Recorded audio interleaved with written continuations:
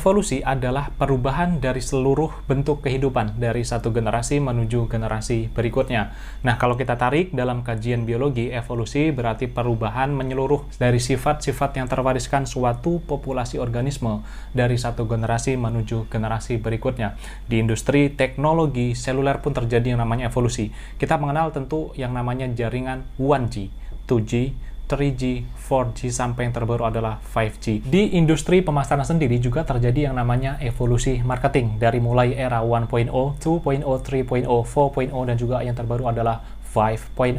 Nah, kita akan bahas satu persatu. Di industri yang pertama atau generasi pertama dari evolusi marketing adalah marketing 1.0.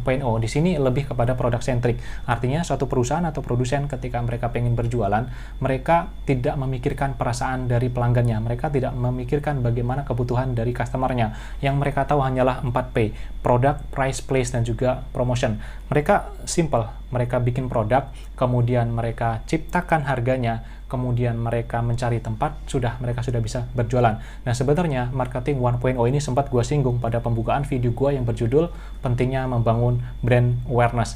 Kemudian kalau kita beralih kepada generasi terbaru, ada yang namanya marketing 2.0 atau bisa disebut di sini adalah customer centric. Nah, gue pribadi paling suka dengan yang namanya generasi marketing 2.0 ini karena menurut gue sangat menarik sekali. Dimana customer, mereka ketika menggunakan produk yang kita jual ada nilai kebanggaan buat mereka. Mereka ngerasa value-nya mereka naik. Nah, ini gue yang paling suka. Artinya adalah suatu perusahaan atau brand ketika mereka merilis satu produk, mereka nggak bicara masalah produk lagi.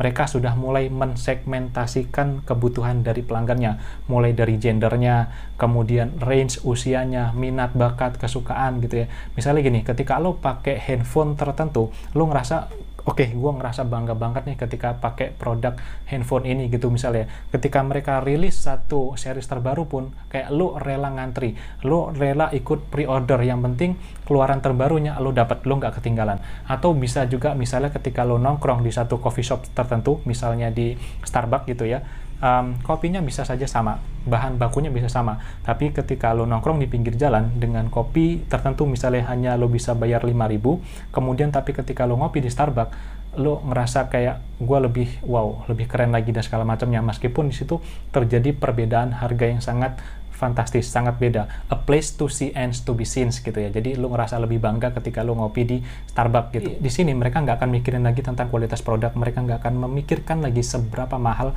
mereka akan bayar. Yang penting ketika mereka membeli itu mereka puas, mereka akan bangga, mereka akan suka. Lalu ada generasi terbaru dari evolusi marketing ini, yaitu marketing 3.0. Di sini mereka tidak lagi ngebahas tentang produk, bukan lagi ngebahas tentang segmentasi dari marketnya, dari customernya, tapi mereka lebih menyisipkan yang namanya emosionalnya. Jadi ini it's about making profit by doing good. Artinya bukan hanya mereka mendapatkan profit atau mendapatkan keuntungan lalu berbuat baik, tapi kalau mereka bisa mendapatkan keuntungan dengan cara berbuat baik, why not? Misalnya mereka mulai mengkampanyekan go green, kami tidak menggunakan sampah plastik, atau sekarang yang lagi rame misalnya ketika Anda membeli produk kami akan menyumbangkan sampai dengan 50% total profit kami untuk saudara-saudara kita yang ada di Palestina. Kalau misalnya marketing yang terbaru ada 4.0 dan juga 5.0, ini bukan tentang pendekatan kepada customernya, tapi lebih kepada caranya. Di 4.0 ini lebih kepada menggabungkan antara konvensional dengan digital marketing. Lalu kalau misalnya di 5.0 ini lebih canggih lagi, mereka menggunakan misalnya AI,